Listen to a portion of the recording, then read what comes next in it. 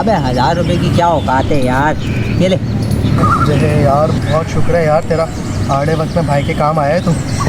अरे कोई बात नहीं यार, दोस्त ही दोस्त के काम आता है।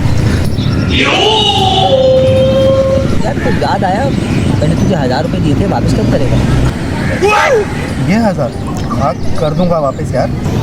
अबे वो तो सब ठीक है, वापस कब करेगा? अरे भाई कर दूंगा वापस, मुझे थोड़ा खर्च तो करने दे सर। तो देख यार, तुझे तो पता है मुल्क के हालात कितने ख़राब हैं यार, मुझे भी ज़रूरत रहती है भाई, ख्याल कर यार।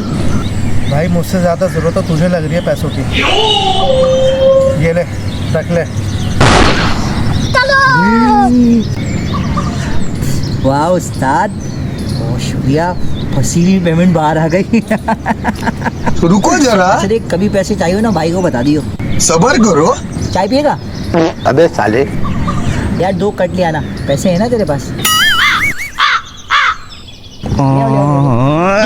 क्या सीन है?